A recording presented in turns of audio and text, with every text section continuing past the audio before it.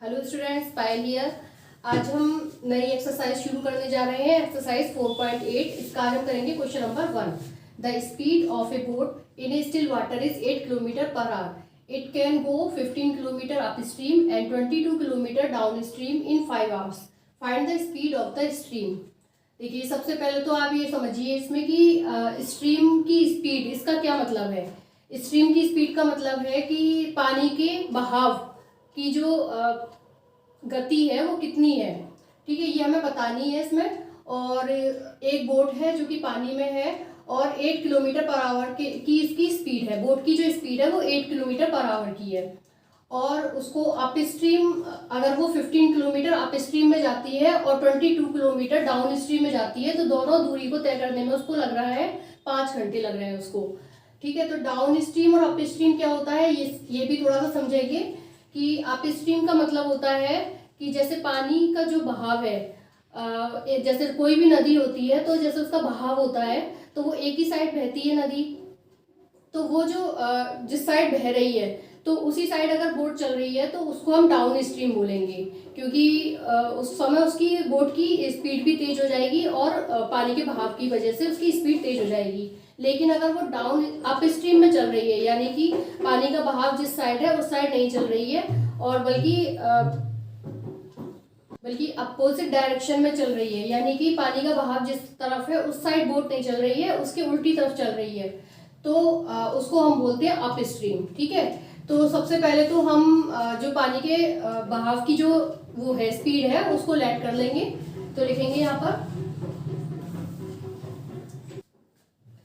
Let the speed of stream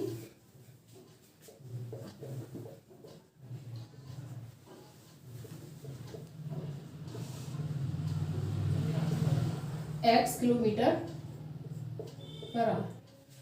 तो सबसे पहले तो हमने जो पानी के बहाव की स्पीड है उसको मान लिया x किलोमीटर पर आवर। अब हम अप स्ट्रीम की स्पीड निकालेंगे और डाउन स्ट्रीम की स्पीड निकाल लेंगे। तो वो ये कह रहा है कि बोट की जो स्पीड है स्टिल वाटर में 8 किलोमीटर पर आवर है। तो अगर अप स्ट्रीम में जाती है और डाउन स्ट्रीम में जाती है तो 1 घंटे में कितना चलेगी। तो लिखेंगे the speed of boat in up stream.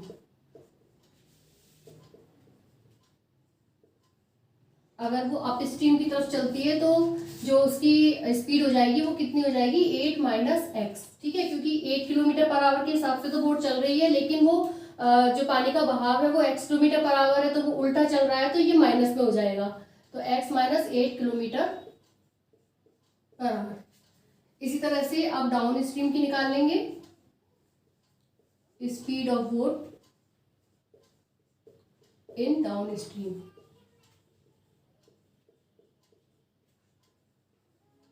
Equal to हो गया 8 प्लस एक्स। इसमें प्लस किया है क्योंकि वो जो बोट है, बोट जा रही है उसकी तरफ ही जा रही है जिधर पानी की का बहाव है उसी साइड चल रही है, तो दोनों की स्पीड जब मिल जाएगी तो स्पीड बढ़ जाएगी, इसलिए वो प्लस में हो गया। और जब अपोजिट डायरेक्शन में चलेगी तो स्पीड कम हो जाएगी। अब क्वेश्चन के हिसाब से कहा जा रहा है कि वो जो बोट जा रही है वो 15 किलोमीटर तो अप स्ट्रीम में जा रही है एंड 2 किलोमीटर डाउन स्ट्रीम में जा रही है। तो हम दोनों का टाइम निकाल लेंगे और उन दोनों इस तरह से चलने में उसको कितना टाइम लग रहा है, 5 आवर्स लग रहा है। तो सबसे पहले तो हम टाइम निकाल लेंगे। Time taken to go 15 kilometre up stream. इसका फॉर्मूला होता है डिस्टेंस डिवाइड बाय स्पीड। तो डिस्टेंस कितना है, 15 किलोमीटर अप स्ट्रीम का है तो 15 लिखेंगे, और स्पीड कितनी है अप स्ट्रीम की, 8 माइनस एक्स। ठीक है, तो ये टाइम आ गया। अब डाउन स्ट्रीम का टाइम निकाल लेंगे, तो लिखेंगे यहाँ पर time taken to go 22 kilometre down stream.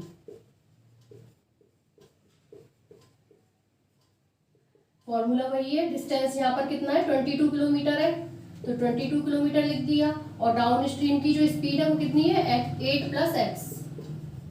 ठीक है, तो ये दोनों टाइम लग रहे हैं चलने में बोट को, और कुल मिलाकर कितना टाइम लग रहा है 5 आवर्स। तो लिखेंगे according to question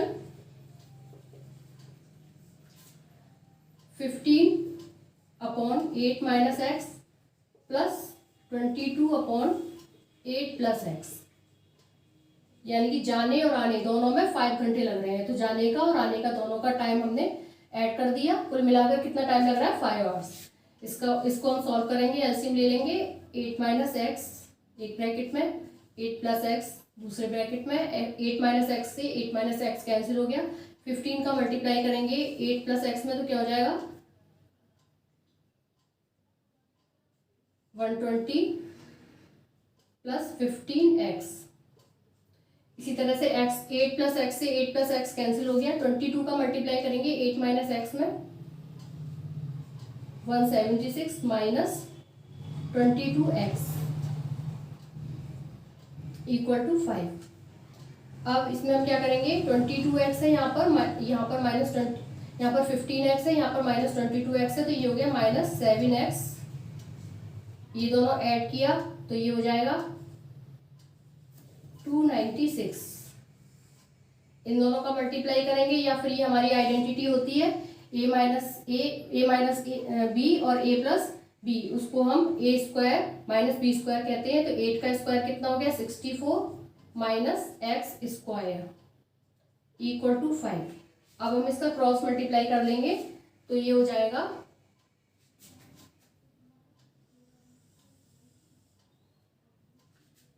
minus 7x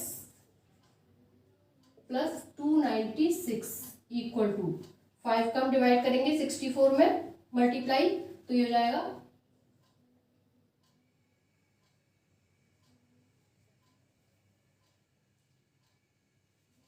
minus 5x square. अब इसको सॉल्व करने के लिए क्या करेंगे minus 7x plus 5x square को हम इधर ले आएंगे। ये हो गया plus 296 minus 320 equal to 0। 5x square को हम शुरू में रख लेंगे माइनस 7x माइनस इसमें से माइनस करेंगे, ये हो गया 4 224 इक्वल टू 0। ठीक है, अब ये इक्वेशन हो गई 5x square minus 7x minus 24। इन दोनों का मल्टीप्लाई करेंगे तो हो जाएगा 120 और 120 के अगर हम फैक्टर बनाएंगे तो हमारे बनेंगे 15 और 8। 15 8 जब 120 और उसको माइनस करेंगे तो 7x आ जाएगा।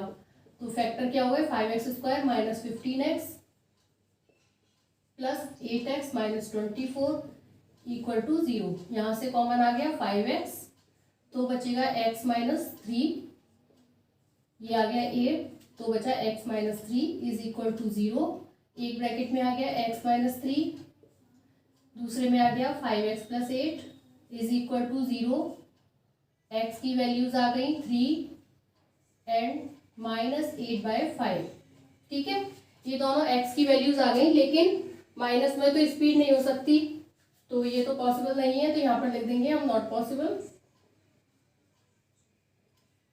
तो स्पीड क्या हो गई x इक्वल टू 3। तो हमसे स्पीड ऑफ द स्ट्रीम पूछी गई थी तो x की वैल्यू निकल आई यहाँ पर 3। तो आंसर क्या हो गया speed of stream equal to 3 kilometre पर